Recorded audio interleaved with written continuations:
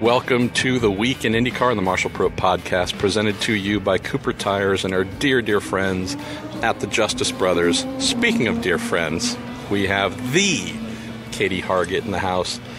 Not only how are you, Katie, but also you want to tell us a little bit about why you're here at spring training at COTA and how that might tie into some cool things you're doing this year. First of all, when did I get the honor of getting D in front of my name, like D Ohio State? Exactly. I'm honored. I'm really excited to be back in IndyCar for 2019. I will be at every race except for Texas. I will be doing track hosting, so if you're at the track, all the big screens are on the track, I'll be hosting those and doing some social media work as well. And I will also be pit reporting for Indy Lights on NBC Gold, and we will be streaming both Indy Lights races through the weekend this year. I love it. I love the sound of it. Employed and doing good things. We've also got among the many great questions that have come in, folks wanting for an update on your Fuel the Female program, so we'll get to that in a little bit. So we are here at COTA. Hopefully you're hearing some race cars going on in the background. Sounds so good. Well, it does. And having been here many, many times with sports cars, a wide variety of, it is awesome to see Indy cars here. What are your general thoughts and impressions, though, seeing this? You've seen the track before. No, I've never seen the track before. Well, I mean, I'm sure at least on TV. In pictures. And such. Yeah. Some sort of activity going on here. But being here up close, first thoughts?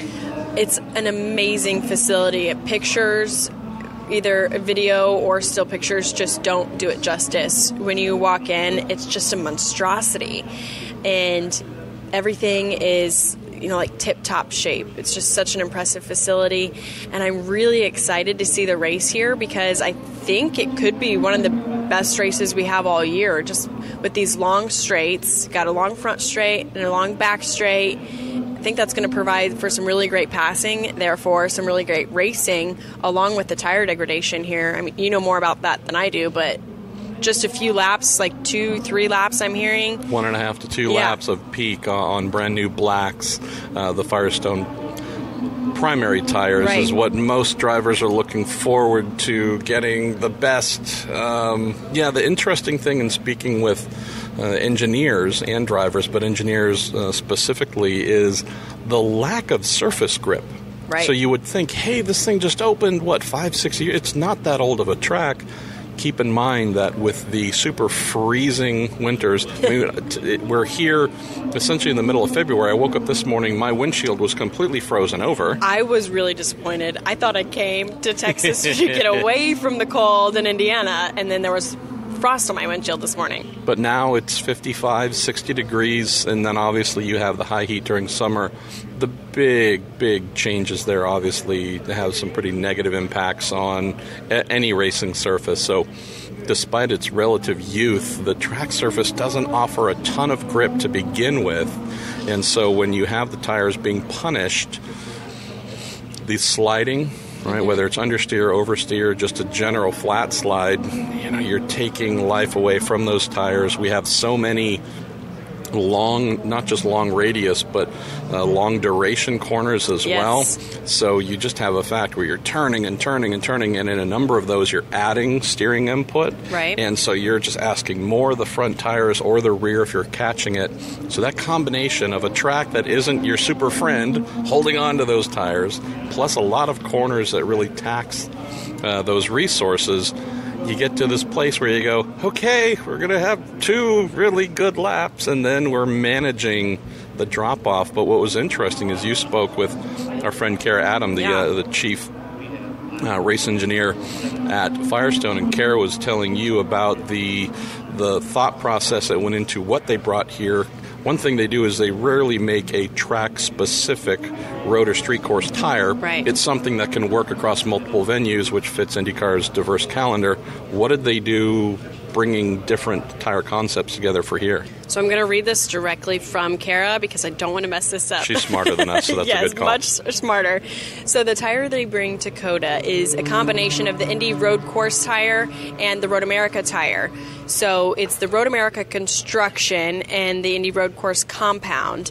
And keep in mind that the compound is in Kara's words, the amount of grip, wear, and hardness to the tread the tire has. The construction is how the tire is actually put together. So that means the fabrics, the sizes, and the orientations of the different components within the tire. And there we go. So if you're an engineering mind, I hope that made sense to you. But to kind of backtrack a little, when you were describing this track, there was one driver that came to mind that made me really excited to watch him here. That was Rossi. Really? Because I think how aggressive he can be on tracks like this will make him really fun to watch. But I think it will also be another good competition between Alex and Scott, because Scott is known for managing things like tires so well. And I think that's going to end up being the major topic we follow when we come back to the race. Not just tire life management. That's something that we've spoken about already this weekend. As we've got the door open, we've got a red flag here with Rossi leading this third overall practice session, first of the day here on Wednesday, the final day, and the kid we're calling Felix Rosenquist in P2. You see who's behind him. Exactly, and Hunter Ray as well in third, Marco Andretti in fourth, R.C. Enerson doing a great job in fifth for Carlin. But looking at what we're anticipating in the race when we come back, and hopefully it'll be a little bit warmer, we're still going to be facing folks having to be very smart with their tires. Mm-hmm. The dynamic of this track layout with a heavier open-wheel car and our tires, which are not the super soft version you'd find in Formula One, the mix of low-speed corners where there tends to be understeer and some scrubbing, the long radius corners, you have the opportunity for a lot of mistakes. 20 corners, just by the numbers, the chance to get things wrong happens to be a bit higher. We've seen a lot of small mistakes made consistently. Drivers have mentioned, boy, it's hard. As they're learning the track, it's hard to be spot perfect every lap after lap. That's a lot of concentration. So with that heavier car, with trying to manage those tires and such, it can be, I think that's going to be something to follow race weekend. Not so much who runs off into the distance, but more who makes the fewest mistakes. There's some races where it's seeming perfection towards the front, and they just go like heck, and the first one, the checkered flag, wins. I think this is going to be more a case of whomever has the fewest number of mistakes is going to be the one to beat the rest. Just who's the least worst, if you want to put it that way. That's what I'm going to look forward to. And then again, the tire aspect is going to be another big part of, I think, whomever we crown as the first ever winner of IndyCar race here at Circuit of the Americas. Well, Katie, let's get into questions. We've got a lot of great ones, and I'll start here on Facebook. If you can take care of Twitter for us, and we will switch back and forth here. Let's go with a rather, I don't know if this is a simple one, from our pal Jordan Darwin, who says, Marshall and Katie, what are you most looking forward to in the 2019 NTT IndyCar Series season? Our rookie class. And that kind of plays into another question that we have off Twitter, so we can probably kill two birds with one stone in this one. This rookie class is incredible. We had Marcus Arison and Colton Herta leading yesterday. I think it was no surprise. Remember, Marcus has been here before. He's raced here before, but I think that shows the power of that SPM team once again, that Robert Wickens wasn't, to Robert's credit, he's fantastic, but that wasn't just an anomaly season, that they really are a good team. Then we've got Colton Herta, who, you know, for everything that's been surrounding Harding these last few days, he needed to make a statement, and he did that yesterday. And then my pick for Rookie of the Year, Felix Rosenquist. I reported on him in Indy Lights. He won 3 out of the 10 races that he ran. That's an incredible number for a guy that only ran 1 season in Indy Lights. And he came in and was immediately successful. And when he took the helmet off, the guy has a great personality too. I think fans are really going to be attracted to his personality and his skills on the track too. I would not only second that, I would third that. We have Chip Ganassi Racing, PR ace Kelby Krause sitting next to us. You're welcome, Kelby. You know, I'm just saying, of the things you're looking on your phone there, just keep in mind that there are children present, okay? Come on, Krause. Good Lord, man. Yeah, that kid, Rosenquist, is just a delight. He's got a very gregarious personality, an immense amount of experience. That's the other thing. Speaking with Dixie, who we have here in the podcast, he mentioned that as well, that, or coming up here, that this kid, despite being young, he's got 18 trillion miles in so many different racing cars. It's the kind of thing where, despite his age and rookie status, I would say he definitely has an advantage in terms of experience. Maybe barring Marcus Ericsson, his fellow Swede. But, yeah, this is a kid who brings a lot to the table, and he's proven that he can certainly wheel a car, knows many of the circuits we're going to. But, yeah, we'll also have to see what Colton was able to do yesterday. I know, walking up and down the paddock this morning, folks are saying, well, how underweight were they? There's no way that could have been real. You know, of course, you're looking for reasons to dismiss it. I'm with you. This rookie class, like last year, which we were so stoked about because there's so much quality, it's rare when you get that one year. When you kind of get it 2 in a row, Katie, we're fairly blessed. Well, where should we go on Twitter? Let's see. Well, we checked the rookie box, but kind of along those same lines, we have a question from Michael, who, either driver or team, do you expect to be the biggest surprise in 2019, Marshall?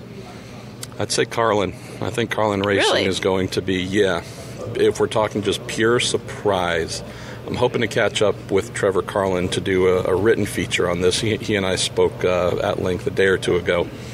Coming in last year as a rookie team, and as a team that has mastered the junior open-wheel formulas throughout the world in essentially spec formulas, just like we have here. Right. Their practice that had worked so well and won so many championships was, well, if it's a spec vehicle, we really need to spend time on learning the aerodynamics. So if we can out-resource our competitors, more time in the wind tunnel, more CFD, more everything, but really mastering the aero, that's going to give us the edge. That assumption was 100% wrong. Rookie team, that's what they thought. Again, working off of past and very successful practices, that was not ultimately the right direction to go. As a new outfit last year, they recognized it quickly, but it also effectively spent their R&D budget coming in as a rookie team on that direction. They tried to correct it as best they could. We did see an uptick in performance as the year went on. But I think what we're seeing when they were here testing on their own not too long ago at Laguna Seca on Friday, WeatherTech Raceway Laguna Seca, they were incredibly fast, Max being the fastest, R.C. Enerson as well. They've been quick here at times throughout this test. That's because they have done what they should have done last year and put that R&D money into dampers, into just general ride control and vehicle dynamics. And I think so we're going to see them do some fairly impressive things. Temper that a little bit, though. Max historically has been a selectively impressive driver. It's not speaking negatively of him so much as there are certain tracks, certain types of tracks he readily admits, I love this kind, and he's very quick at those. Road America he loves. When you don't hear him say that, though, at a track, right, you often then see his place on the timing sheets reflect that. Depending on where Max is feeling groovy and funky and fast, I think we're going to see Carlin be very competitive. The question mark, though, is who's going to be in that second car. So we know Charlie Kimball's in for about 5 races, and primarily oval-based. Chuck is very good on ovals. We don't know who else might be in that car. Could it be R.C. Enerson? He wants to. They only have sponsorship for this test right now, but that kid's been bringing the heat a little bit. He was impressive. I don't know if people remember 2 years ago in Mid-Ohio. Just how impressive RC is, because he's not a name that has been at the forefront in these past few years, but I think he's a kind of a go-to choice for something like that. I'd love to see him in the car there because, again, to your point, not a name, but he is certainly showing he belongs here. And also, the team said he's bringing a little heat to Max. This kid who doesn't have the same name or pedigree is kind of keeping him honest there. I know that there's interest and there's dialogue taking place behind the scenes between Pato O'Ward and the Carlin team. That could be a place. I know they've expressed an interest in exploring something, not claiming anything's going to happen, but the thought of Pato being there and a team that has invested heavily in the right stuff for 2019. That'd be great to see. I think they're going to be the ones that are making waves. I think that's a subject that we have to broach because it's been a popular topic for the past few days. And who is this again? I have no idea what you're referring to. Right. I mean, we only got 90% of the questions regarding this. So I think this is a topic we have to talk about. The whole Harding happenings of the past few days, where Pato O'Ward and Harding Steinbrenner Racing parted ways. I had a few questions of people ask, well, why Pato leaving and keeping Colton? And my answer to that would be, well, Steinbrenner is Colton's guy. Absolutely.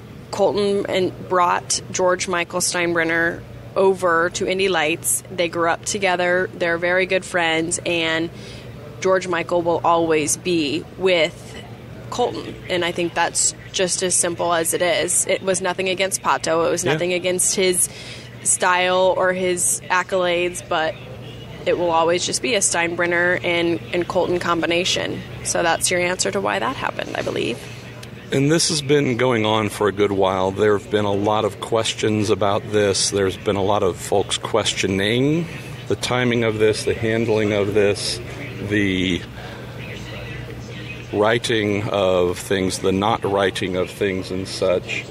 And it's an interesting thing to crack open. I don't want to waste an exceptional amount of time on this, but we've had a situation where soon after the team was formally announced, the big debut at Yankee Stadium, there were questions soon after that. Started hearing the rumors, rumblings, and questions as to whether it was real. Real as much as a big announcement.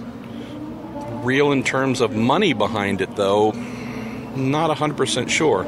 So if we're just talking timeline, and I'll take this back and get through it as quickly as I can, the first time I heard about questions of funding relating to the Harding team was back in May, at the month of May. I had someone very well placed who was telling me about it and had, this wasn't rumor, this was someone who was directly involved. And it led, because there were some things going on with Mr. Harding that might have led him to be conservative financially. And when I started hearing that in May, and things that led me to believe this team might not make it through the end of the season, Katie, that surprised me, knowing that they had just, 2.5 months earlier, started their first full season campaign. So when you're hearing at the 5th race of the year, there's questions as to whether they'll even make it out of the month of May, that was definitely, that rang the alarm bell. So mention that back then. Was told by team president Brian Barnhart, no, we're not shutting down, there's none of that happening, but we have been forced to reduce our ambitions. So instead of ordering brake discs for the next 3 months, or again, I'm just paraphrasing, instead of ordering a large amount of resources for the car for the next 3 months or for summer, we're going to order one set of this. And so on. It's just a financial downsizing, being smart. Then when I heard about this Harding, Steinbrenner, Andretti angle and broke that story the day after Mid-Ohio, as it was presented to me conceptually, Katie, and this is the part where I don't know if this has been fleshed out fully, at least in print. The goal, as it was explained to me, was to have Harding and Steinbrenner and Andretti as the real, I guess you could say, financial engines behind this. And for Harding's involvement financially to be dialed down to effectively zero in 2019. Would still be there as an owner. He owns assets, has a shop. There's a lot of, things that he owns. But in terms of budget responsibility, as the intent for the relationship was meant to play out in this union, we would have a case where Mike was not indeed responsible for a penny. And so I said, okay, great. Well, that's interesting then. So then the Steinbrenner side must be the ones that are just going to be bringing, if we're talking 2 cars, 10 to 11 million. And or Andretti being involved, they're obviously masters at B2B deals and whatnot. So between those two, it made sense. Then as we start to see the thing flesh out a little bit more, we get closer into August, September, start hearing, okay, well, actually it's really more of a Harding-Steinbrenner thing. And Andretti is going to be the technical service provider, engineers, dampers, and other go-fast bits, but not actual, call it a third owner financial engine. And that's where my little alarm bells went off of, okay, so if knowing this thing I started hearing in May, knowing there was a plan to hopefully dial back Mike's financial requirements, and then hearing that no, actually co-entrant, co-owner, it's really 2, not 3 owners here, that started to line up with the questions we're hearing during the off season. So the last thing I'll mention and throw back to you here is there were questions about, I know that our pal Robin Miller wrote a story about this and was mentioning that there was under-reporting of things and had known these things for a while, and there's huge, I shouldn't say huge, but a lot of backlash to that. Why? And bad journalism and dereliction of duty and so on.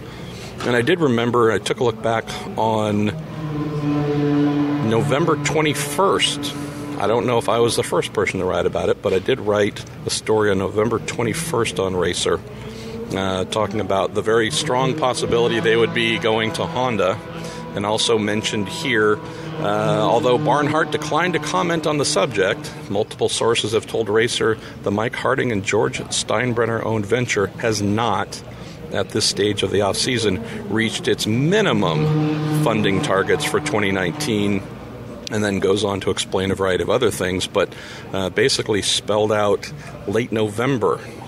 And the source confirming that is one that you and I both know, right, who right in the middle of all of it. So just for those who are wondering or thinking that maybe based on something that was written by my colleague that this had been sitting on it forever, no, not the case. This was spelled out in November. We've also mentioned on the podcast numerous times, even through December when we were hearing, boy, more people laid off, nothing's going on. There were calls in saying, hey, we're hearing it's getting worse. Is it? We're being told no, everything's fine. If you've already written a story that says, hey, we're hearing things are shaky, do you write a second story that says, hey, it's still shaky, but no one will confirm it? Right. Or when someone says, no, actually, you're wrong, things are fine, paychecks are being received, everything's good, do you write a story that then says, hey, things are functioning as normal? So I know, again, there's been a lot of questions about that angle as well, but this is not something new, but it's also something that wasn't a secret to the paddock all along. The other thing I'll mention just real quickly, so there are other folks saying that, well, had someone written about this sooner, maybe it would have helped Pato, right?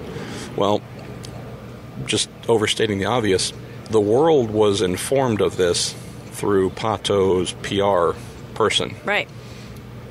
They've had the ability for a week, a month, 2 months, to tell the world whatever it is that they want. A journalist is not required to do someone else's bidding. If a driver wants to say, I'm leaving this team, I've requested my contract to be torn up, they can do that on social media, they can do that on radio, television, send out a press release at any point in time. Pato or any other driver has the modern tools to say what they want. If they didn't... But you mean we're not supposed to speak for them? I know. Amazing. That is crazy. I didn't know that. But anyways, just trying to share a little bit of the behind-the-scenes or inside baseball stuff here. Take this part, Katie. So there was another range of questions of, well, why wouldn't you report this if you knew it? If you knew that the team was going through hardships recently, why wouldn't you report that? Well, there's also a thing where you reach out and ask the team, hey, so are you going under? What's going on? And they come back and say, we've got multiple sponsorship proposals out, and if any one of those land, boy, we're going to be in great shape. So just as a responsibility, ethics mindset, share some thoughts on do you rush the story out that says Team A is about to go under while knowing that they have proposals that could help them?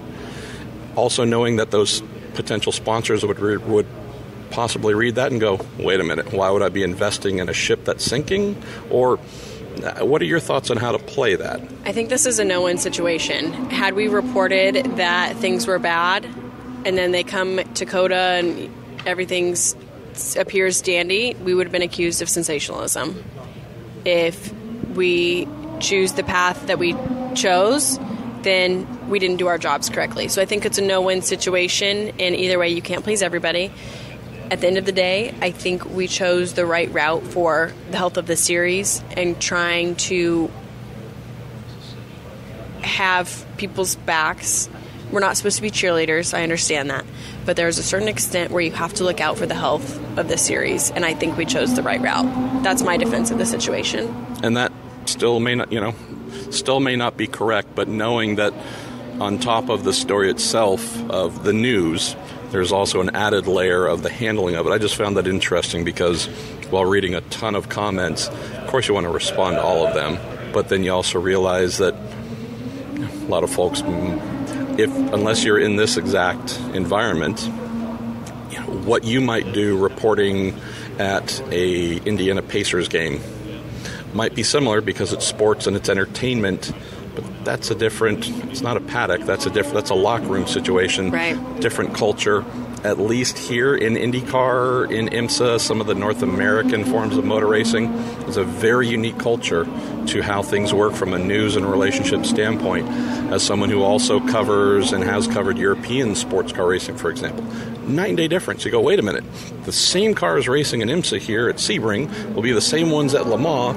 It doesn't matter. Culturally, massively different approaches. So, again, there's no right or wrong here. Just can't please everybody. That's what we've learned, right, Marshall? Look, if folks aren't questioning what I'm doing and calling me an idiot, I know I am not doing wrong. Yeah, I'm doing something very wrong. Let's see. Why don't we go to... All right, we also handle the tough questions, too. Rafael Plaza. I apologize if I've mangled your last name. Rafael asks, what the hell is wrong with Foyt? They didn't turn a lap at Laguna, and for now, TK and Laced have 18 laps combined in the second session at COTA.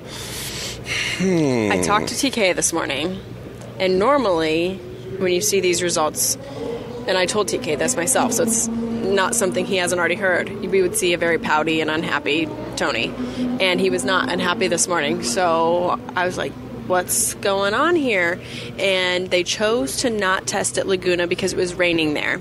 Therefore, they would only have gotten a few hours of testing. So in their eyes, it was worth it for them to not test there, save a test day, and go somewhere like Sebring and do 2 days at Sebring before St. Pete, so they were better prepared for the street courses of St. Pete, Long Beach, along those lines in the very beginning of the season. That makes sense to me. The other thing, why a lack of laps yesterday, they were having some gearbox issues. So Tony believes firmly that the results today will be much different than yesterday. TK had an oil leak that sprang in the gearbox, which took a good while to tend to. Larry Foyt happened to be on pit lane at Laguna, and Larry walked up and just mentioned, hey, we're going to pack up. And this is while both their cars are on pit lane. I walked down, saw Mateus Lace, waved to him, he waved back, whatever. So they had every intent to go. I can't question whether they were right or wrong because their version of what's right or wrong is all that matters for them. I can tell you that they were the only team to pack up and leave. This is true. You had the rest who weren't necessarily happy with track conditions. We know historically when we go back for that race in September, it'll be a lot warmer. It will be very different conditions. So I can't say that teams learned a huge amount because things were cool. And then, again, it rained overnight.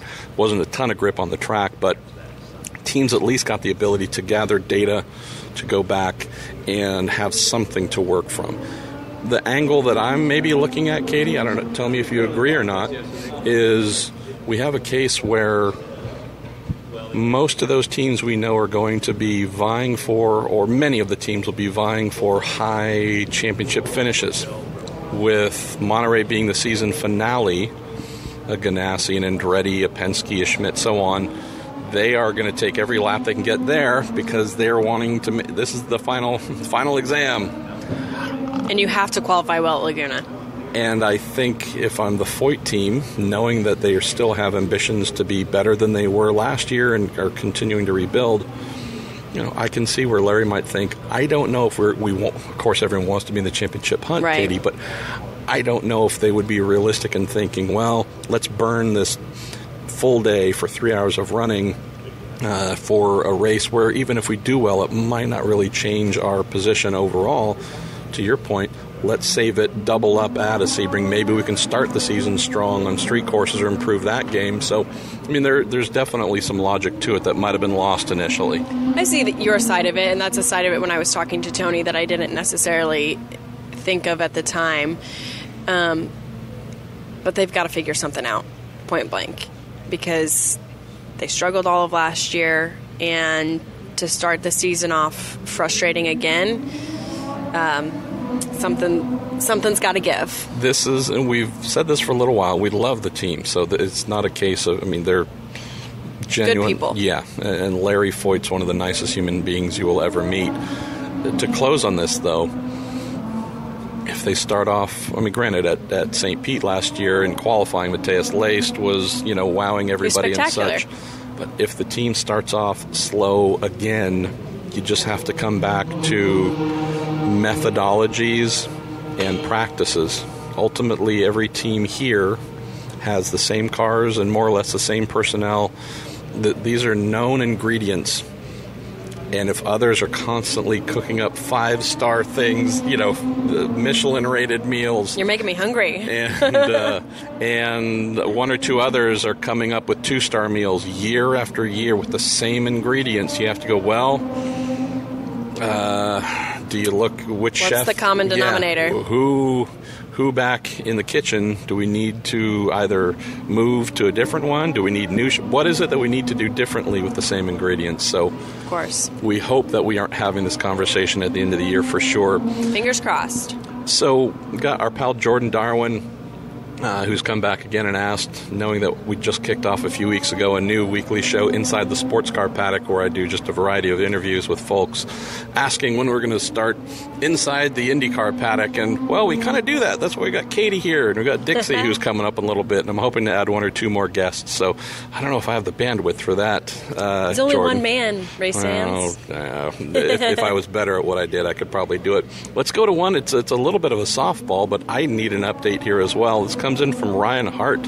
How is Katie's Fuel the Female project going? And keep in mind that when we did the first interview about this last year video, I think I called it Feed the Female, which sounded like an entire, again, me being the fat guy, it's food-based naturally, but Fuel the Female, Pruett, hey, not Feed the girls Female. Gotta eat. Yeah, exactly. It is going well. We just decided on our May event in Indianapolis at the Speedway, where we're going to, again, invite Indianapolis area schoolgirls out. That will be May 14th, so I'm really excited about that. And hoping to expand to other tracks. So that may be coming this year or next year, but it's being worked on. So it's going well, and I'm excited and very thankful for all the support. From men and women in multiple series. You all, as females, we need strong men to support us, and it's been great to see that that's been happening. And vice versa. So where do hopefully young women and those who might want to support this, where would they go on the interwebs to learn more about it, as I shamelessly plug a initiative that I am a big fan of? Because you've got a strong wife as well. Of course, follow us on social media, Instagram, Facebook, Twitter, at Fuel the Female on every channel, and fuelthefemale.org. Feel free to send me an email if you're a girl that is looking to get into motorsports. I've got some women I can connect you with, whether you want to be a mechanic, an engineer, a businesswoman, someone in media. I was reminded the other day to kind of think outside the box in terms of jobs that are available, because I'd only been thinking of the engineers and the mechanics, the women that we see at the track. And it's funny, I know Carol Howard, who does Rev. She works in events in motorsports. So that's a very outside-the-box job that you wouldn't normally think of in motorsports. Then we've got Teresa Sabatine, who works in films and TV in motorsports. Wow. Both very powerful and influential women in their own rights, but in jobs that you wouldn't normally think of associated with racing. So thank you, Kathy Keitlinger. Shout out for that reminder. Kathy's a rock star there from the IndyCar communications team. Well, why don't you serve us up a good one here from the tweeters? I love this question. This is from Philip Schmitz. It gets me every year because this is something I'm always thinking about, of how to combine different series and spread the love. Marshall, in the past, we've seen Tony Stewart and Kurt Busch attempt to do the double. That would be the Indy 500 and the Coca-Cola 600. Would you like to see a NASCAR driver attempt the double? If so, who do you have in mind? I've got my pick, and Chip might kick me for this one. I hate to say it because it's so obvious, but it is absolutely Kyle Larson. And it's Chip is definitely going to kick us for this one, Marshall. Well, luckily I can kick him back. I got a few inches on him, and a couple 100 pounds. It's Kyle, and it's probably for the same reason, I think, as everyone else, Katie. He is one of those mercurial talents that you say, all right, we are having shopping cart races. He is so fun to watch. We're going to slide down a hill on cardboard. The guy is going to be better instantly. I don't know why. He's a bit of a mystery. There is a science project in trying to decode what makes this guy. Man, if there is a DNA aspect of like motorsports and just talent, he has it. And so that's the thing I would love to see. I've only gotten to interview him a couple times and interact with him when he was doing the Rolex 24 with the Ganassi team.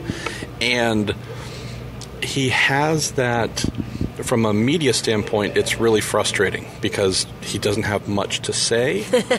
But there's a brilliance to that in at least the limited interactions I had with him in trying to parse that out. What is it? So you're driving a Daytona prototype. You've never been in anything like this before. In this race, it's half oval, half road course. Like, this is as strange a thing as you could be in. Winged sprint, 410, whatever, like that, normal to you, cup car, whatever. This is bizarre. And he was right on the pace immediately. What is it about this that either you figured out? And it was just basically a big shoulder shrug. He's like, I get in the car, I buckle in, and I put the pedal to the metal.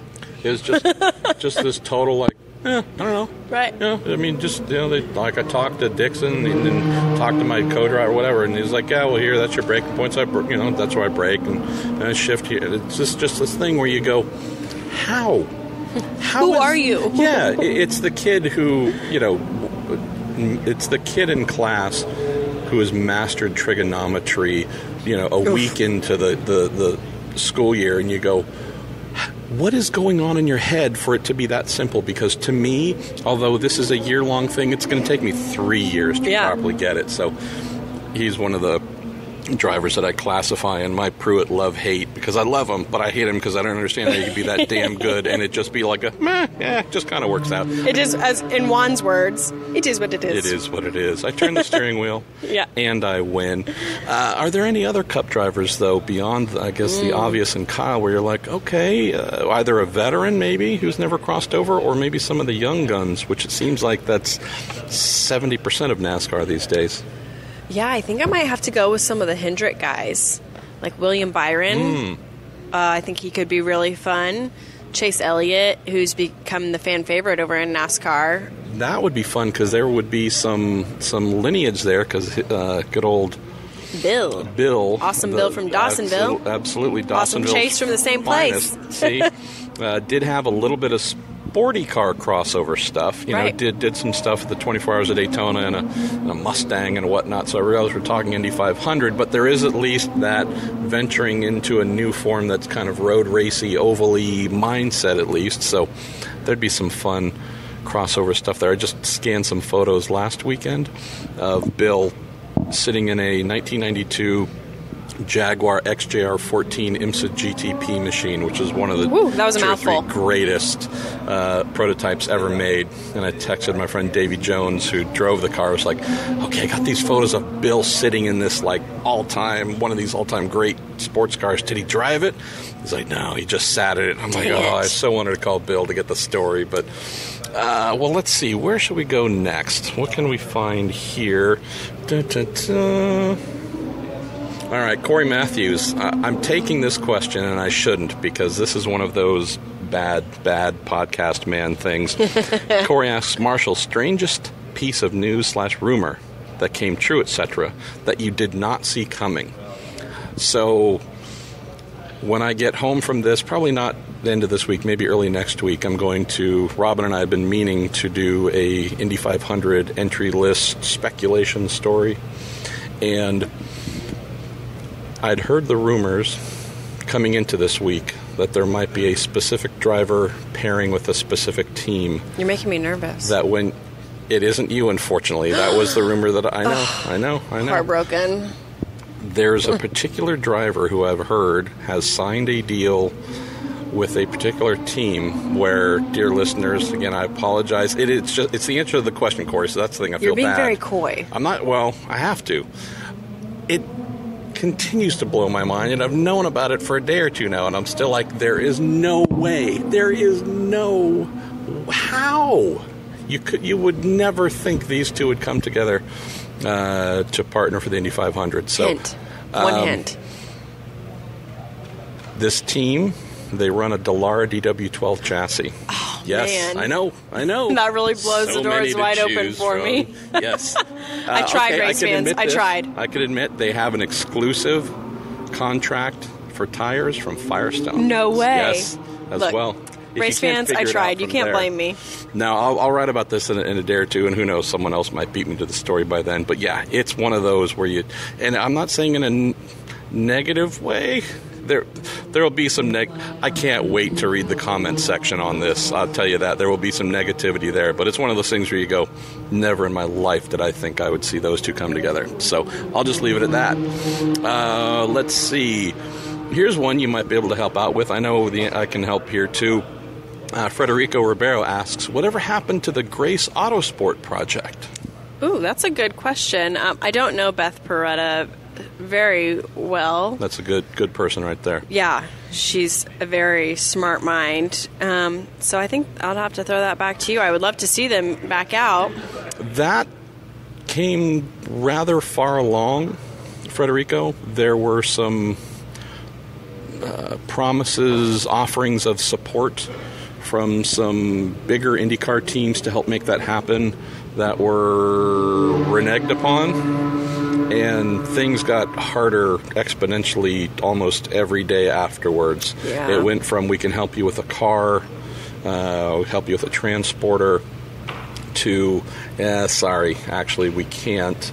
And then it was, well, what can we find? Who has what's available? This is when chassis supply was really very, very tight, and just got down to a point where real viable vehicles that they could build, they were, I think one of the last options in the middle of the month of May was, here's a car that needs to be completely updated to this year's aero spec, and that's probably going to take a week. So we might be able to get you out on carb day kind of thing when you haven't even been to qualifying yet. It was just a series of things that continued to fall through.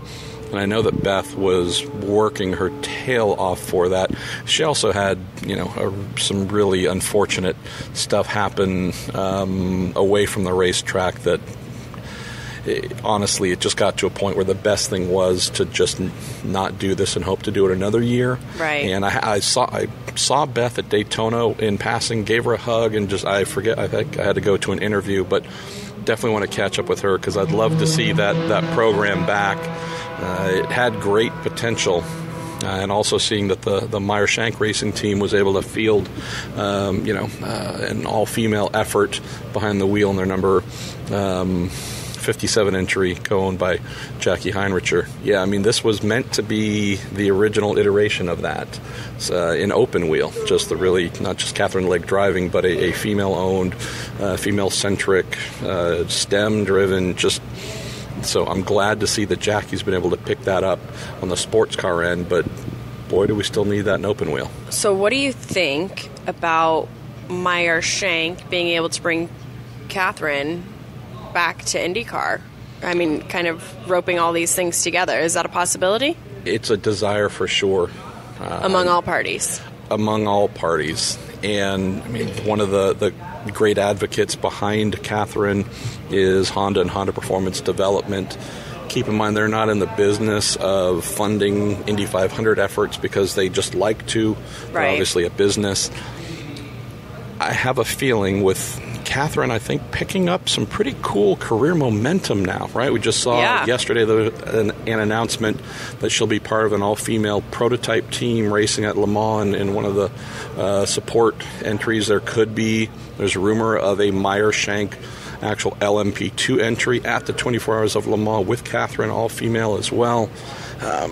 It seems like at a stage in her career where maybe some folks any race car driver would be tapering off a little bit. It seems like she's having a really kind of great revitalization of things. So I know she's been on the radar for a couple of Indy 500 possibilities, Katie.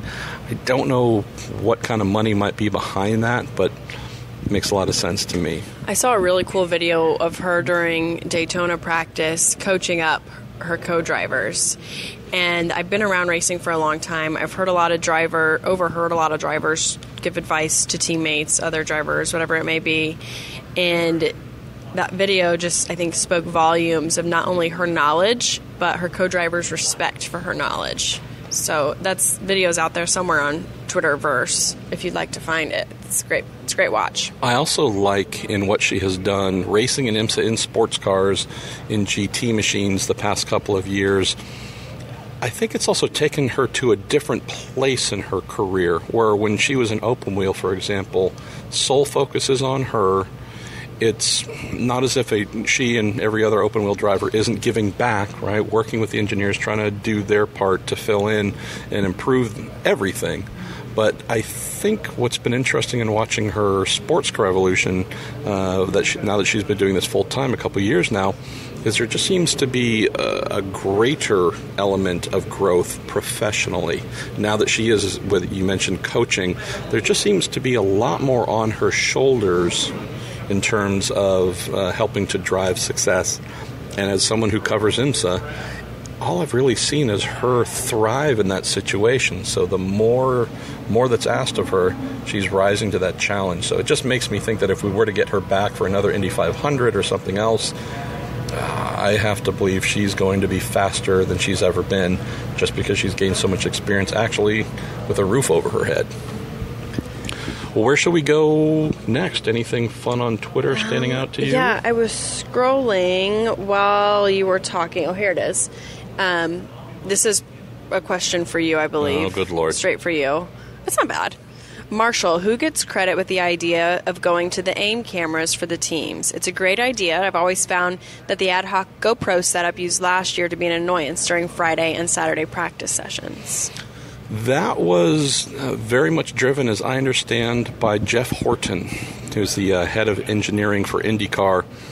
This is something where I believe, I'll have to confirm, but the panels, the LED panels that they're still testing, I believe AIM is involved in that somehow as well. I could be wrong. That was another one of our questions, so a way to mix that in there. And I'm still waiting to catch up with the series to get updates on that and some other, technical things, important things that folks want to know about. So I'm actually going to be packing up here for the airport in a couple hours, but I'm hopefully going to get some time to sit down and at least get brought up to speed on a few things. But yeah, I do believe that was very much an IndyCar driven thing, in knowing that what the AIM video system does, Katie, it's not just something that helps the series in terms of having full-time recorder to look at any impacts or anything else to help them in accident investigations, but it's also something that the teams have been craving.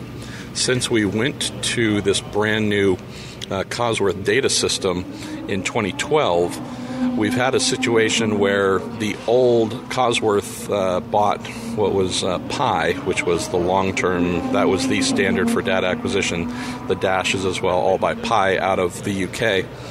This new 2012 data system that came with the DW12 really wasn't compatible from a video standpoint. So prior to that, the system called Pi Vids, VIDS, was a nicely integrated system where, with a similar bullet lipstick type camera like we have with AIM, there was that in place on the car, and it was synced to the data, so teams would download all that from the car and be able to watch, as we see now with the AIM system, onboard footage with data overlays. And you could pick and choose what it is that you wanted to see. It was a very helpful tool, not just driving technique and instructions, but engineers and otherwise going, aha, numerically the visualization really helped in many ways. That had more or less fallen through with the introduction of this new data system in 2012. Some folks are trying to come up with workarounds to make that happen. This is actually, for the teams, a really nice real fix, where working in integration with the Cosworth data system and the AIM video, they now have the 2019 version of PyVids just through AIM. So they got that back, and that's something that they're loving quite a bit. And this is now mandatory in all cars too. So yeah, but definitely credit to Jeff and to Jay Fry for greenlighting all of that.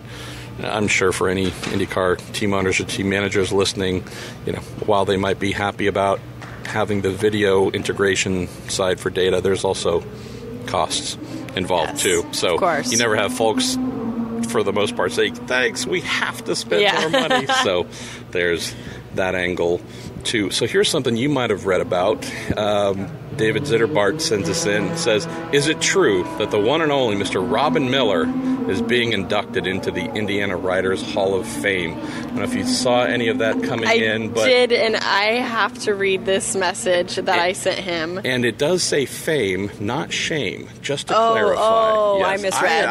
I'm thinking, boy, is that long overdue. I messaged him and I said, they're letting you into the Hall of Fame? Mm-hmm. Must be going to HE-double hockey sticks and a handbasket real quick.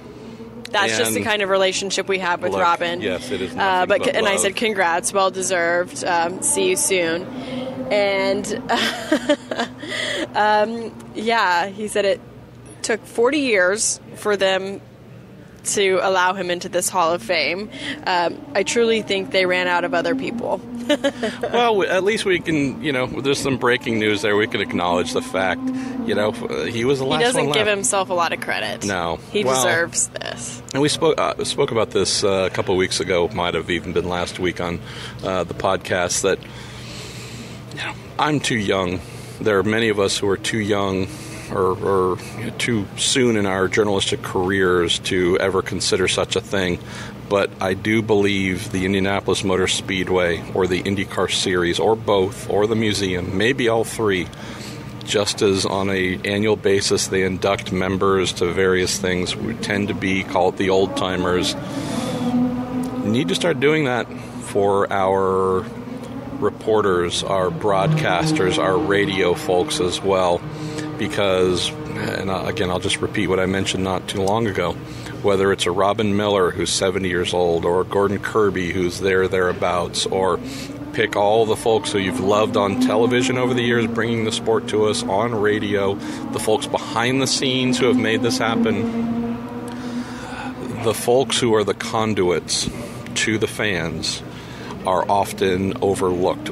In motor racing, you go to football, baseball, basketball, for whatever reason, they have a better appreciation of inducting those long-term members who have served the sport and giving them the honors just like anyone else making it into a Hall of Fame. I don't know why, at least in IndyCar, we don't think that way, but when I think of a guy like Robin and the hell he's been going through physically with, ailments and trying to fight through, I hear news about him being inducted into the Indiana Riders Hall of Fame, and I say not only is it overdue, but thank goodness. I can't wait, Katie, to put on long pants, not shorts, for a change, and attend that dinner. You're or the put on roast. Pants for that? I know. Put on. We're hoping Kelby's going to put on pants next to us too, by the way. But a mankini at COTA. I guess that's a brave fashion choice there, Kelby. I'm staying out of that one. Look, we should be attending the Robin Miller induction ceremony / roast here. Oh, in the that next, would be a good one. Either this May, next May. And again, obviously I'm partial to Robin because I worked with him for more than a decade, but name the folks that any of you happen to really look forward to reading or have been enriched by from a media standpoint. It's time. I have a funny story about Robin and how I got to know him, because I used to just show up at the track and try to meet whoever I could meet. Been in racing for almost 20 years now, of course, but Anyway, showed up to the track. I was an intern with an Indy news station at the time, and I found Robin. I had a DVD demo reel, and I knew he was working for Speed.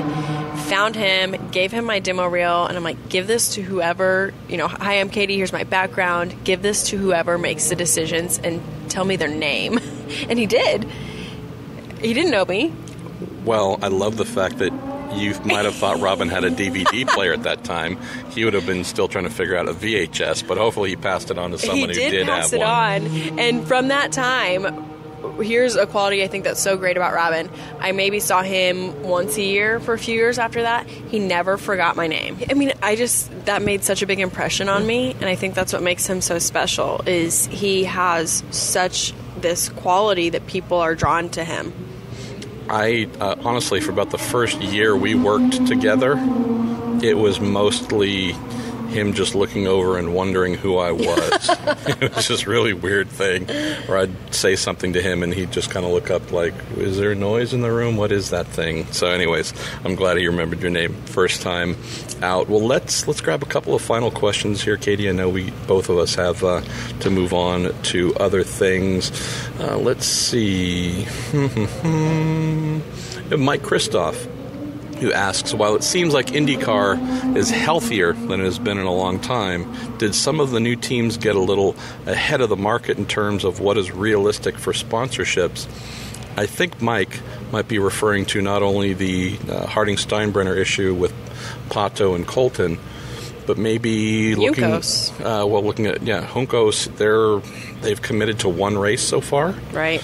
Looking at Carlin, for example, Max, obviously, with his father as kind of a co-owner and investor in the team, it's not a surprise that he's here full-time, but that second car only has 5 races on it. Trevor was speaking during the offseason about a hope to expand to 3, and really they've got 1 full-time and less than a third build out in the second car. And they opened their lights team back up, which is good news. Super positive. Right. But what do you think about Mike's question, Katie, in terms of there's lots of great positive news. Overall, I think IndyCar's headed in a great direction.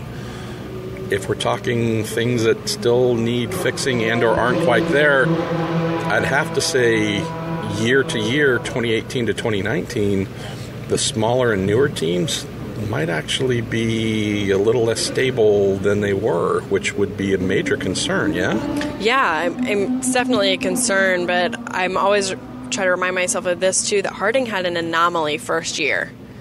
Gabby did not bend a wheel on that car, so props to him for that. He was looking out for the well-being of the team. But after you finish 9th at Indy, 5th at Pocono, finish in the top 10 at all of the ovals, and then they come to the next year and you start crashing, and which is inevitable in racing, of course. But after that first year, maybe you thought, oh, is this what it is? Okay, awesome. Well, we're not going to factor in that big of a crash budget. Well, surprise, surprise, right? So I think there's multiple sides to it. It's the area that I think of all the things, and things is a very nondescript thing, but of all the things IndyCar is probably looking at or realizing they need to help with, influence more, etc., it is on the commercial side with some of their smaller teams. IndyCar has been willing, and it will happen again this year, going into the Indy 500, going into St. Pete even. A little bit of financial assistance. We already have the leader circle contracts for the full season entrance, a little over $1 million, which is great. The old, more strict policies, though, Katie, of you must be a full season this in order to get this, well, there are teams that will not be receiving full season leader circles, but that is ultimately Holman Motorsports / IndyCar's money to use as they so choose. So if they decide to say, hey, Team A, is this $300,000, $500,000 going to be the thing that gets you onto the grid? We'll help as best we can. That's happened with drivers, too, directly with drivers. Zach Veach was incredibly thankful to Mark Miles, Jay Fry, and IndyCar in general for his Indy 500 debut, because although he had found a sponsor, which has now turned into a huge thing for him, at least that initial step and stage, he was still short enough that was going to be hard to overcome. IndyCar said, hey, we'd love to have you here. Look, we're investing in the future. And I mean, now look at him now. His sponsor now, Gainbridge, is the presenting sponsor of the Indy 500. So I would say that was a wise investment. But yeah. I just think that looking ahead, these smaller teams that are struggling more now than we've seen, that might be an area for them to focus on. Another aspect, too, which you can speak on, certainly having covered Indy Lights for as long as you have, it's not just sponsors. Usually when you get to the smaller, newer teams, it's not so much which big Fortune 500 company is signed on, it's which funded kid coming out of Indy Lights or similar is able to get us on the grid half a season, full season. I don't know if we have as many of those as we have recently to kind of help the machine work like it normally does. So if you turn down that number of funded kids with money, and the sponsors are hard to find for smaller teams, I mean, it's almost a problem without an immediate answer. Yeah.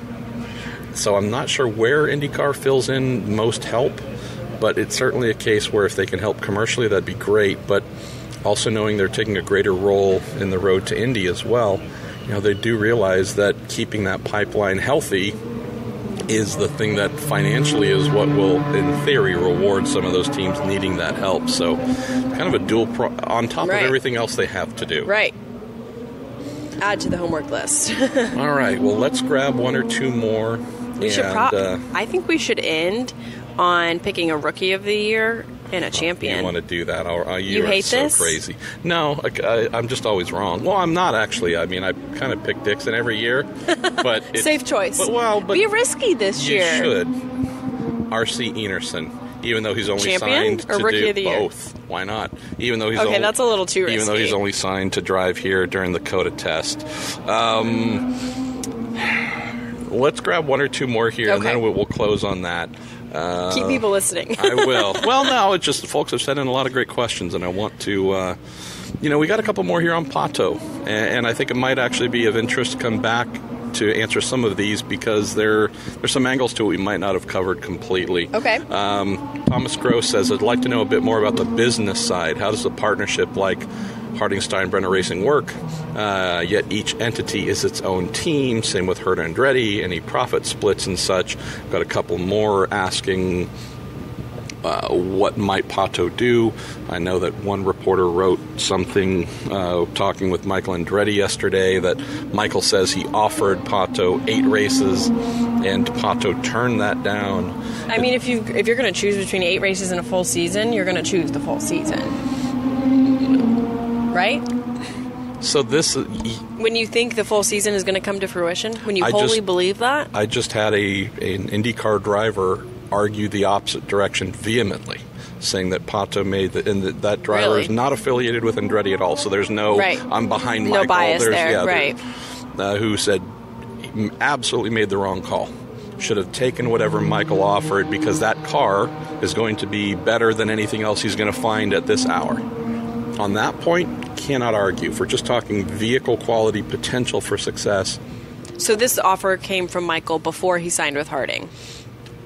This was offered while trying to separate from Harding. So this is something where just yesterday Michael came out and said, I offered Pato 8 races and he turned me down. So he must have something else going in the works that I don't know of. So does that offer still stand? Do you know? From what I have heard, and I can't claim this to be accurate because I wasn't in the room or they didn't conference me in on the phone call. Dang it. So I can only go on what I've heard. Take this as accurate or inaccurate as you believe it to be. From what I understand, we know for sure that the relationship between Pato and Harding soured heavily. Oh, yeah. You can lay blame wherever you want there. But we know that Pato, we know for a fact that he had been asking for a release for quite some time. I believe most of this year, most of 2019. And again, from what I've heard, Robin's heard, there was heavy resistance to that notion, Katie. No, not going to let you go. Had heard, again, rumors that there might have been a buyout. All right, you actually might have to pay your way out of this. Again, can't say if that's right or wrong, just have heard that. That would seem to be a little bit rich if you haven't, if you don't have the money to run the kid and you can't live up to what you said you would do. Again, so I can't say whether that's right or wrong. I'm just saying that's circulated here, that there might have been some sort of payout or demanded to make that happen. The other thing that we heard was there was another potential option of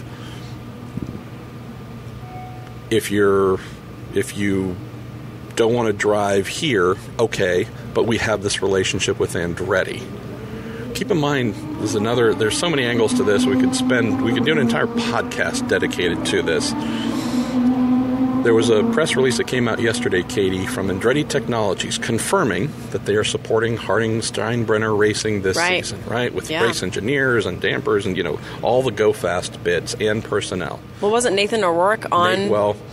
So Nathan, I wrote a story, I don't know, maybe a week ago or whatever it was, about how Mark Bridges, who was Pato's race engineer at Andretti Autosport Indy Lights, championship winning engineer, had been moved over to Marco Andretti's car. So put that story on Racer, interviewed Chief Operating Officer Rob Edwards at Andretti about that, knowing that Nathan O'Rourke was Marco's engineer, or has been Marco's engineer. The natural question was, great opportunity for Mark as a young engineer getting to work with Marco, but what about the veteran badass in terms of Nathan?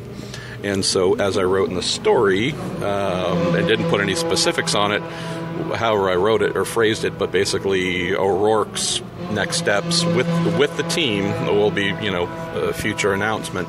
Rob had told me at the time and asked me to hold off because they were going to do a press release that Nathan would be moving over to we have Mark Miles stepping in. Hi, Mark. Look mighty fine today. That Nathan was going to be Pato's engineer. So he said, hey, we're doing a whole separate release. I believe this was ultimately the Andretti Technologies release that came out yesterday. He basically said, hey, if you just hold off on that, putting that print now, we'll get to that next week. He said, great, not a problem. That was the plan. And Andy Lipsis, I believe, was meant to be Colton's engineer. But what we end up having now is a bit of a switch there with Nathan on Colton's car. Obviously, there were P1 both sessions yesterday, so that's working out mighty fine. Yeah, something's going right. But I mentioned this for this specific reason. We've known, Katie, for a fact since summer that Andretti Technologies would be the ones anchoring this on the technical side. So the press release coming out yesterday wasn't exactly a revelation. It was an indicator of one thing, though, two things. We've known that there was the Harding Steinbrenner hiring Andretti to supply people, so that's a business transaction, money expectations for two cars. Obviously been changes, so now it's one car. The fact that we saw the press release come out yesterday confirming this one car tells me that you would assume you would not put out a press release for a big organization like Andretti. They wouldn't do that if the proverbial check hadn't cleared. Right. So again, that's an assumption on my end, but usually you don't put those things out, right? At least a big team like that, unless everything's been buttoned up contractually. Yes. Well, that's important to know, because if we have the technology side filling in, and we know that this was originally meant to be for two cars, in theory, that would be double-ish the amount, whatever it is. Mm-hmm. We know that there was meant to be that kind of exchange. From what I had heard, coming back to the Pato and where he might go standpoint, there was a suggestion of, well, if you want to leave, you can go to Andretti and won't stand in the way of that. Again, that's not claiming this is fact, but this is just what we've heard might be a reality. And in that scenario, that sounded to me like a way to potentially pay back or fill in some of that two-car financial expectation. Again, I could be wrong, but that's what it sounded like to me. Well, this could be a mechanism. And in doing that, the kid would have still been tied to Harding, and that money, the $1 million lights money and whatnot, would have been going to Harding by way then going to Andretti. So I know my head's spinning. Well, I'm just trying to fill in the angles here because it circles back to hey, if Michael offered 6 or 8 races or whatever it was, why wouldn't he just take it? Mm-hmm. The thing that I've heard that might add up to the answer why is knowing that things got really not happy between the O'Wards and the Hardings. The thought of remaining tied to someone in a team that you have fallen out with in order to drive for another team, but it only being a partial season, don't underestimate a relationship gone wrong. And for those of you who've had boyfriends, girlfriends, or marriages dissolve, the thought of sharing a house and still living together while being broken up, Katie's scrunching up her face right now, and I'm doing the same. It's just that's a great metaphor. I'm saying it might sound like an easy, you just take the Andretti car. You'd be stupid not to. You go, how many of us wake up every morning and do something that we hate and or are being, most of us don't willfully accept to do something that we hate and or be around right next to someone in a business relationship that you can't stand, when, in theory, there could be other options to explore. So I'm not saying any of that's accurate. I'm just saying the way my brain works and some of the rumors that we've heard, that might be the reason why take the Andretti thing didn't work out. Plus, we know he said he wants to be full season. If he can get a contract for the year, bring money to get the first 6 races done, that buys him a couple of months to find money to hopefully keep going. Do you, A, spend that money for 6 to 8 races with Andretti knowing it's coming to a hard stop, there's no offer to do more, and you're out of money for the year? Or do you take the angle of try and find something else, might not be as good, but it could be full season, and you have that window of opportunity to find more money? Again, we could do an entire episode on all the possibilities here, but none of this stuff is simple. No. It makes my brain hurt, Katie. I was going to say, my head's spinning. All right, well, let's stop the head spinning. And what else you got? No, I mean, I think you got a great point here. Let's wrap on Rookie of the Year and Champion. And we might even do this again as we get closer to St. Pete, but we're here. Oh, so we can update our picks?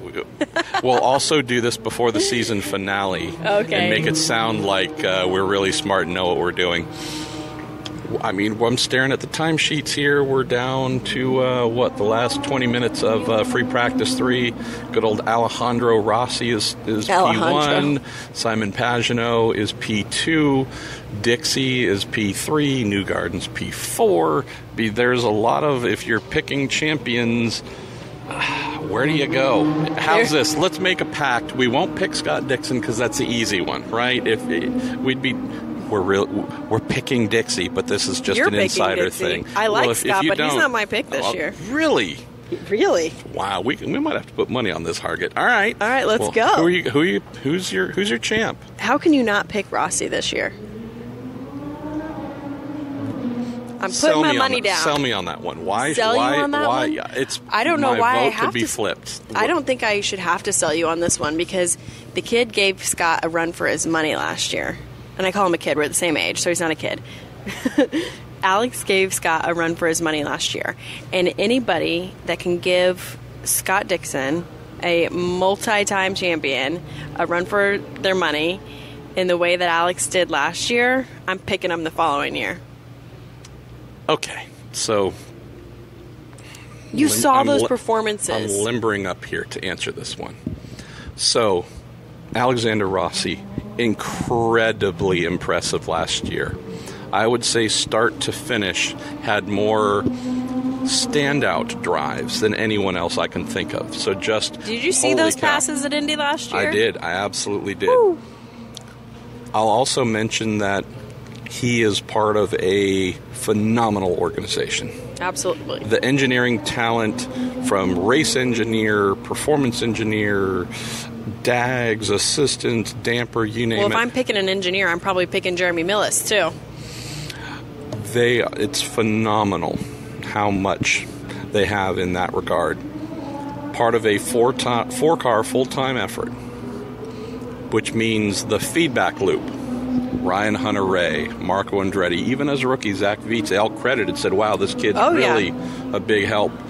The feedback loop, supporting Alexander. All those big brain engineers coming together. Scott Dixon, rookie teammate Ed Jones. Try not to be critical of Ed, but Ed didn't contribute a darn thing last year. It's his second year in the series. Very impressive first year with Dale Coyne Racing, but he was not at a place career-wise where he is really going to be. It just wasn't a good match. Expectations way too high. Yeah.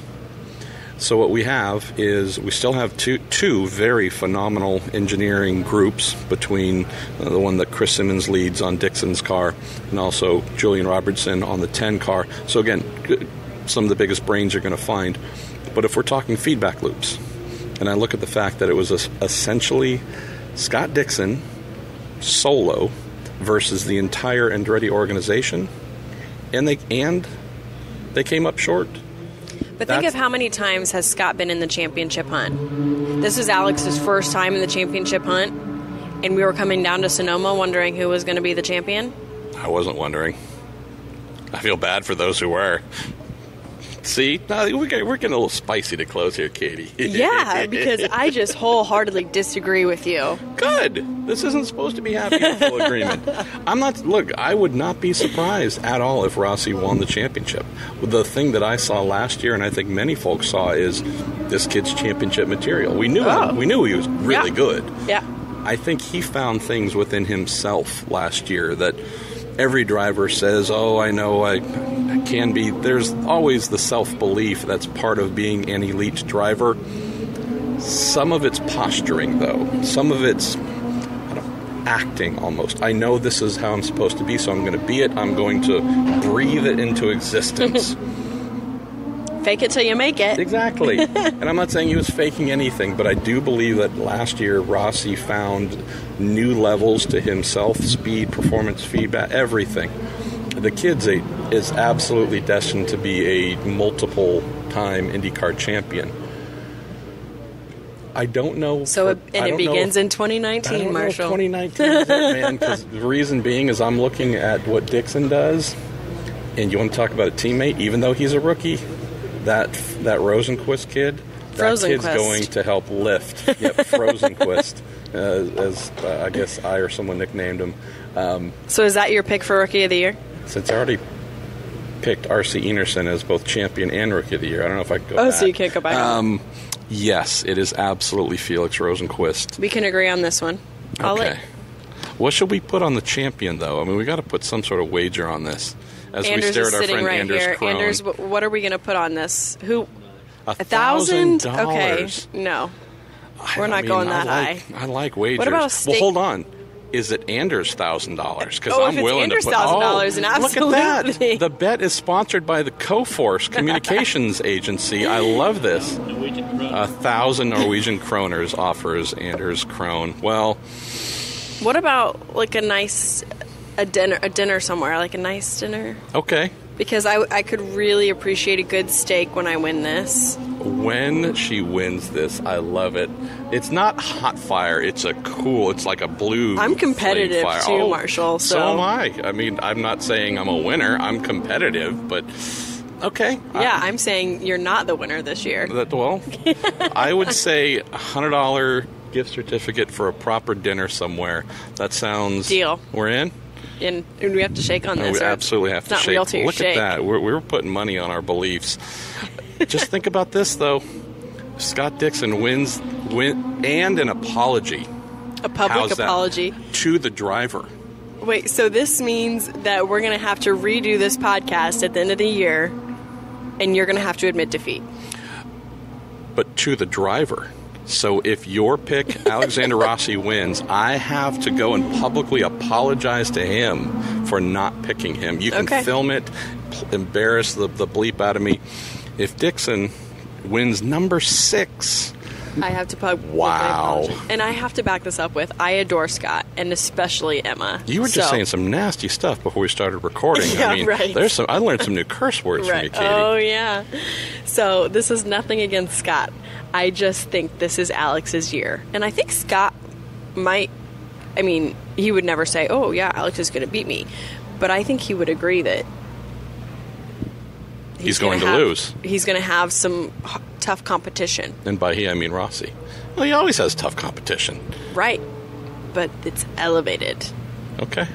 All right. $100 and a public apology. All right. You got it. We're done, I think. That's a wrap. And you're good on Rosenqvist as well for Rookie of the Year? Rookie of the Year, hands down. What do we do if we're wrong on Rookie of the Year? Do we just both go and apologize to that person? I think so. Yeah. Sure. There has to be a penalty, public shaming, something. Oh, public shaming. Yeah. All right. Well, Katie Hargitt, you're a rock star. Thanks for having me. Thank you for joining us here in the good old week in IndyCar, presented to you by Cooper Tires and the Justice Brothers. And I'm not sure who we're going to roll into next, but I'll let you know. Stay tuned. You'll know when I introduce the person's name for whomever I've recorded, because I'm still trying to capture a couple of these, and this is the main intro. So thank you for listening. Stay tuned. Thanks, Marshall. Dixie, we're here at COTA, a place that I know many of us have been hoping to see Indy cars, with our little week in IndyCar recordings taking place while we're playing IndyCar. It's a bit of a rarity.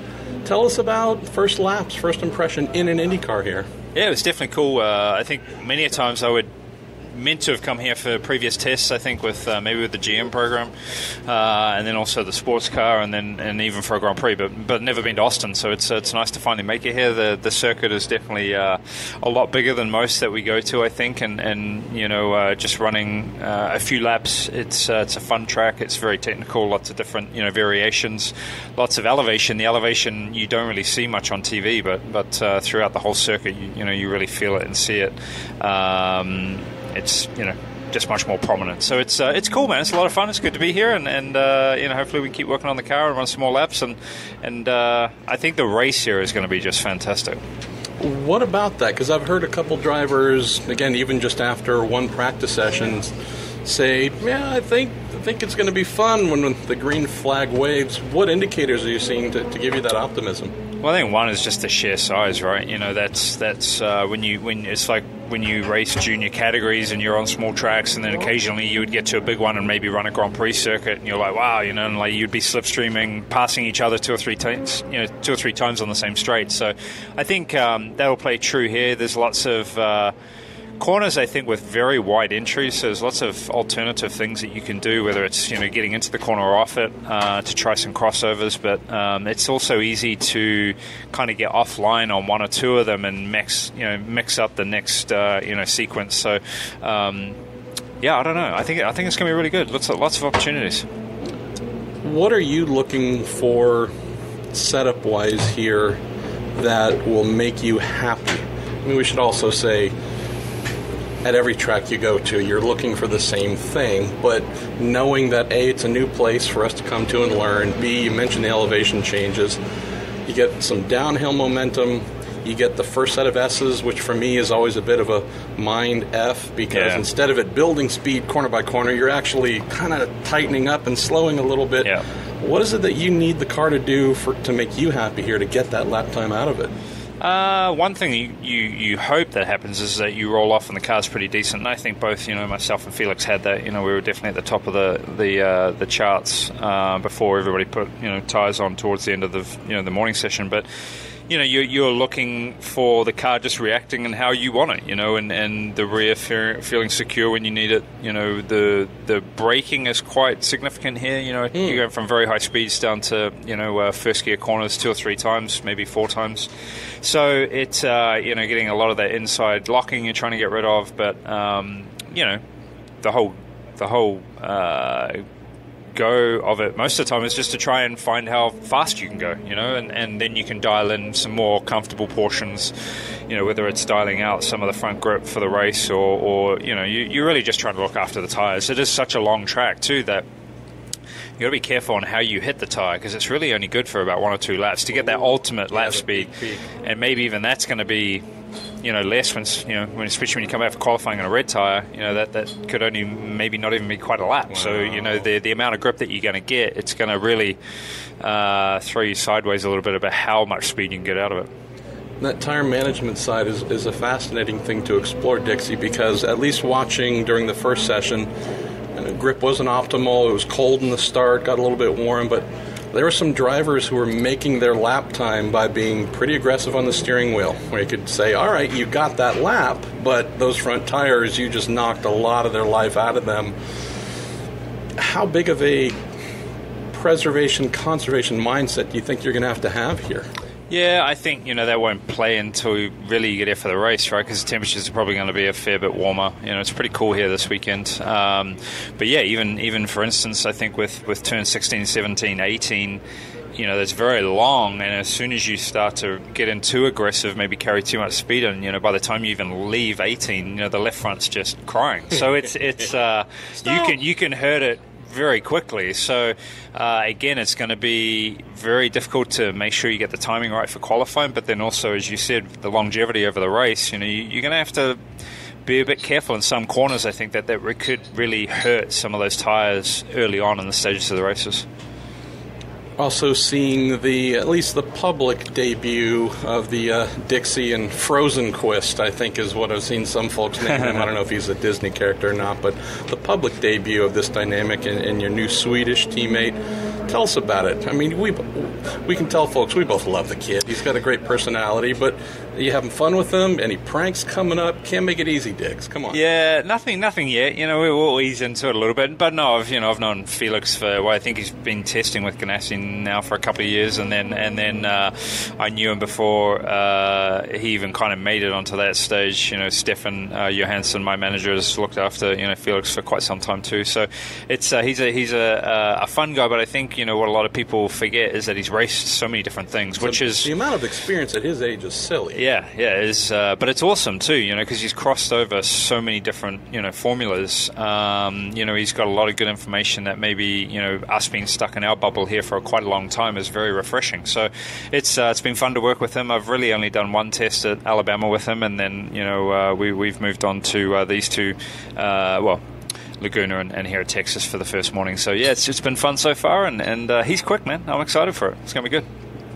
Let's close on this, Dick. So the best relationships you had teammate-wise, whether it was Dario, whether it was Danny Boy, etc., is one where in the engineering office, even if you guys had different driving styles, there was still a really strong effort together to move the team forward on engineering fronts.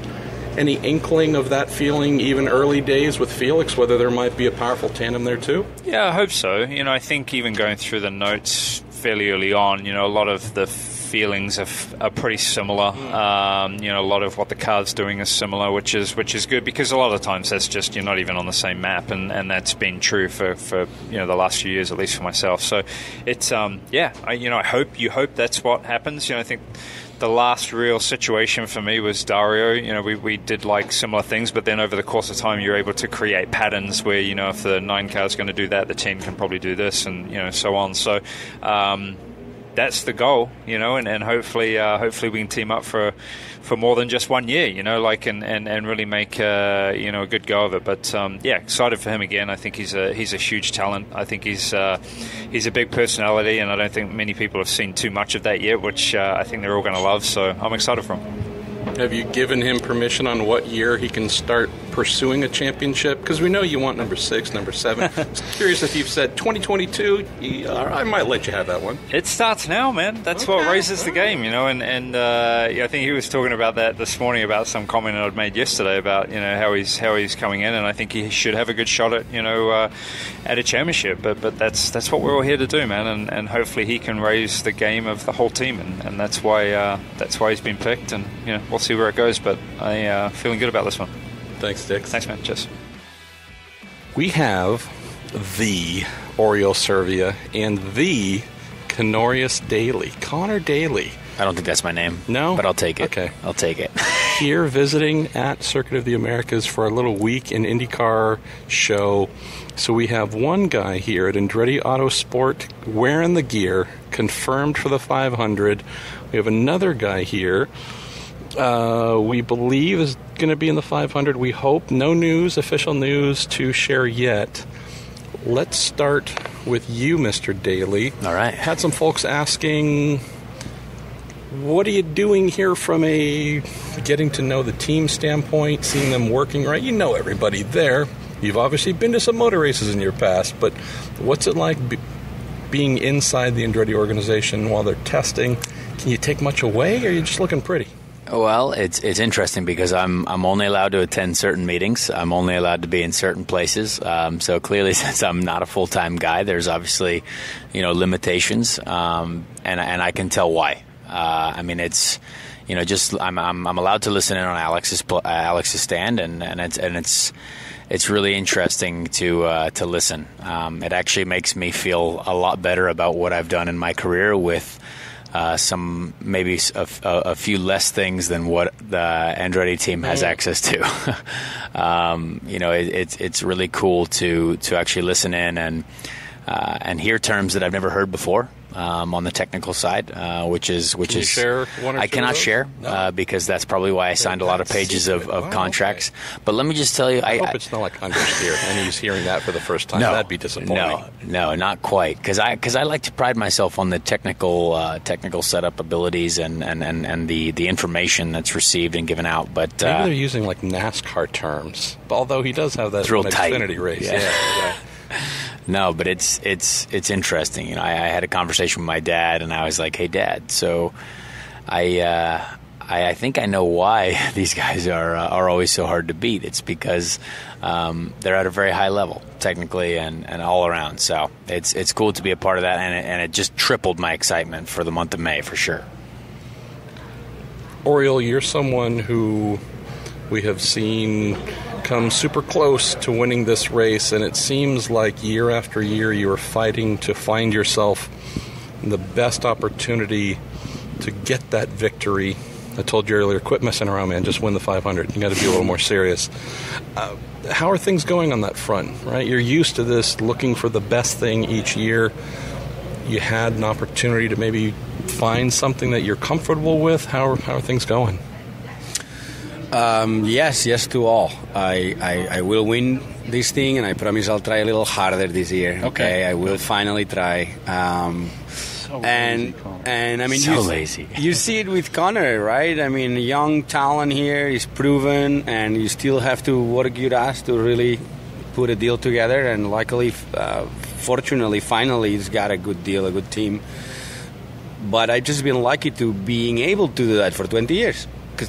Okay, people look at it like the way you're saying, it's, you're still trying to put a deal together. Yeah, somehow I'm still able to do it every year. So I love it. I love what I do. I hope I can win it. I think I'm very close to being able to announce something for the 500. And it's with a good car and a good team. So I couldn't be more excited. And hopefully soon I'll be able to tell you more details. But back to what you guys were talking about, I've been lucky and unlucky to be at 14 different IndyCar teams. So what Conor was talking about, I'm getting there. It's like trading cards. He's got almost all of them. I'm getting there. How many numbers have you had? I think it's an actual record in IndyCar history, 14 different IndyCar teams. And exactly what you're going through now, that you're seeing, like, what? Oh, wow. That's why these guys are always in front. Like, when you're not there, you think it's most of the time because they have, like, titanium parts and electronic bits and crazy stuff like that. And many times you get there and you see, no, they just work harder. They have more people, smarter people, and they just work harder. And I'm sure they have a couple extra little tools, but it's nothing that other guys don't have available if they look for it, right? So yeah. It's just they have more people. Andretti, I've only done, I think, 2 races with them. But I was impressed. They're obviously one of the top teams for many reasons. Yeah. Yeah, I mean, you jumped in an Andretti car that I was very close to being in. I mean, we've both been close to doing things like that. So it's really cool. So Conor, knowing that you have this ride in place, and I would say arguably the best ride you've had so far for the 500, what's your daily routine like? What's your schedule like, knowing that we're here roughly middle of February and you're not going to be, in terms of official practice, you're still a couple months out? Yeah, I mean, everyone. There's a lot of people who think I'm going to be getting in the car earlier than I am, but I'm not. I mean, I think the best thing about this is that we will be testing, which is something that's really beneficial, obviously, and I can't wait for that in April. But yeah, I think my goal here is to, just figure out how I can best gel with the team. I think if I know how they work before I get there in the month of May, I think it'll be easier to adapt and be ready for those team meetings. I think there's certainly different, very strict schedules that they stick to in the month of May that we've seen before with their 4 to 6 car pack running days, and we obviously know that everyone wants to jump on the Andretti train when it comes to the practice days. So to be ready for something like that mentally is good. But yeah, I mean, there's never any hindrance to being around and to being in the system earlier than just jumping in when it comes month of May.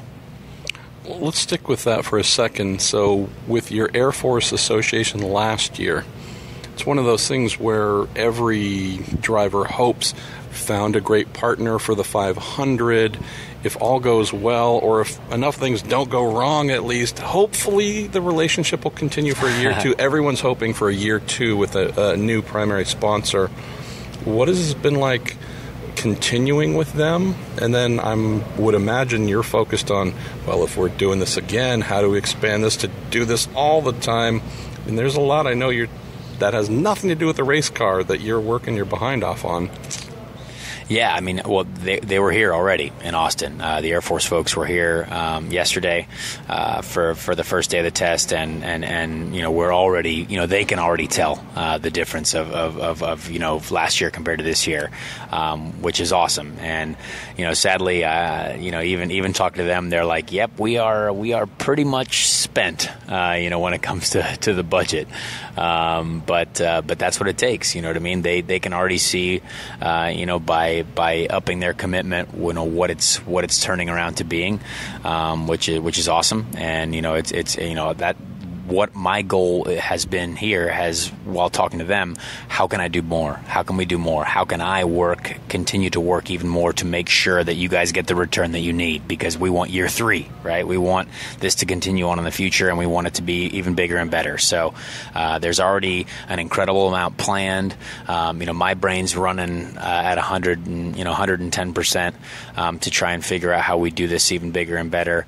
And there's a lot of cool stuff that we can do. So, before we even get on the racetrack, I want to make sure we're already, tripling their return on their investment. So we'll see how that goes. Oriol, for you have spent your career as a person who is hired to drive race cars. No, the Air Force is not hiring me. Well, we're going to knock them out when we're done here and get that taken care of. But you're a guy who's been hired throughout your career. You've always said, boy, if I only had sponsors helping along, it'd make my life even easier in an era where there are so few paying opportunities available. You were telling me earlier how that's been an area that you've had to focus on heavily as well, even though it hasn't been the norm for your career of being a guy that has to hopefully bring a partner to a team. But has it been strange, comfortable, uncomfortable with so many years of experience having to follow a route like so many others do? Not really. It becomes natural after many years. It's not about being a paying driver or not. It's just like that if you're able to find some budget, you're going to put yourself in a better position. You're going to be able to maybe choose a little more what team, what crew you hire. You have a little more control, and why not? And maybe make a couple dollars too on the way. So I don't mind it. Not only I don't mind it, I actually like that process. As long as at the end I end up in a seat, I do actually enjoy very much this process where you're trying to put together a company that's selling, oil with another retail store that can sell their oil. So, I mean, I like trying to put those business to business or trying what is it the sponsor wants. You end up meeting with CEOs of companies you probably were never going to meet, and it just, I find it very interesting putting that puzzle together, again, as long as at the end I'm in a car and I can enjoy driving, which is what I like the best. But no, I don't feel bad at all trying to do that. And again, it usually, whoever finds the money, is in a better position at the end of the day than if you didn't. So let's close on this, guys. And I think it's just a very unique thing that most athletes and or people would find strange. So the two of you are race car drivers. Period. That's what you are. It's who you are. Your entire lives are built around this. in very recently, for the most part, your job as a race car driver has been for about 2 weeks out of 1 month of the year. You, Conor, similar, obviously you've had some other things you've done, but for the most part, just this is my profession, who I am, but I don't get to do it as often as I want. Obviously you guys are trying to fix that, but what is it like knowing that the thing you love and live for, like, boy, there's a narrow window where you get to do it and you hope it's awesome, but you can't control that. That has to be just a really weird space to live in, I would assume. It is. It is a weird space. I was just watching a couple of days ago the 2011 Indy 500, and guess who was starting on the front row? This guy's sitting right next to me, and we're in similar positions. It seems right now. We're obviously both fighting to show up in the best possible situation for one shot at the biggest race in the world.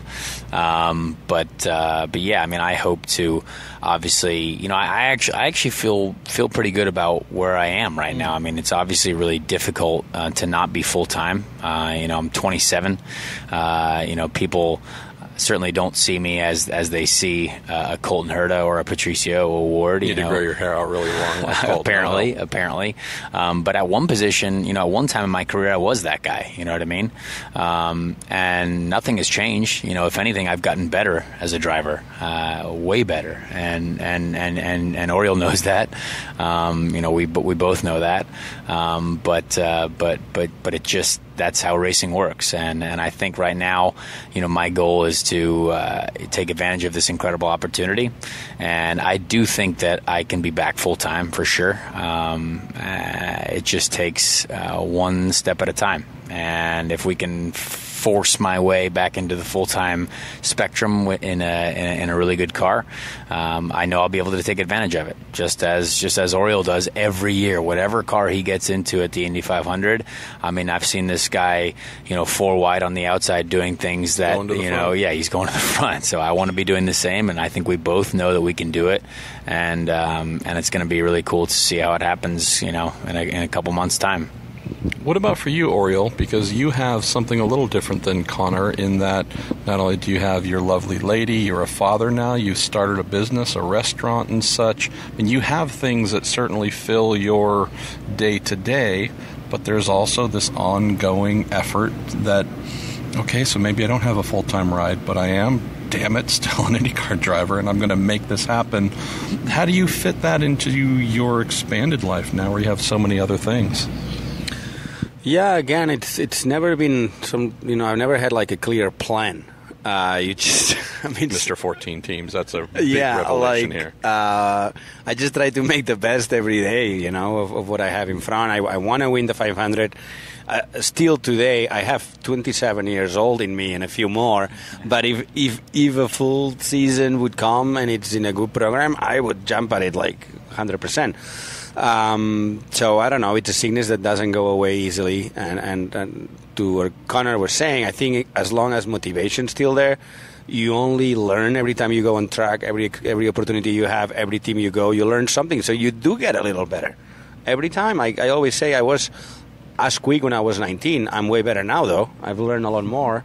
There's going to be one day that you're going to start getting slower, I'm sure, because it happens, right, on everything and everyone. But I think motivation plays a big deal, and when you've had careers like I've had, or Conor, unfortunately, where you get thrown into a situation like he has, like last year, and you have to make that thing work because you don't know if they're going to have one more race, 3, or one more season.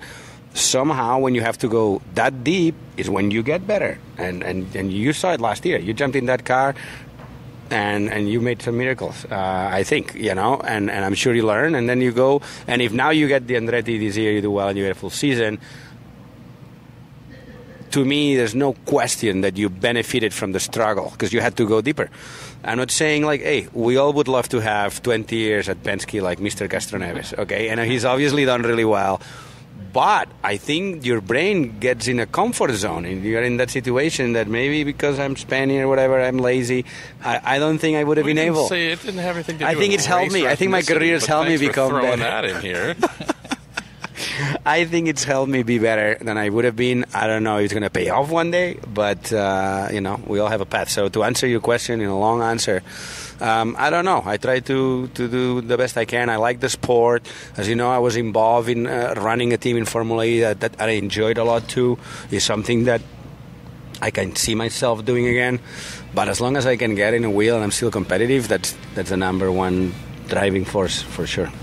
I've even heard he might have an interest in driver management, possibly. So I know your dad's a good advisor. I've actually asked him about that. I think you and Townsend Bell. I've asked, hey, can Townsend is the deal maker of the paddock. So if you can go with Townsend, I would go with Townsend. See, yeah, because he'll find you the budget and then only take like 98% of it. Yeah, it's still better off than you were. He's going to tell you, right? So.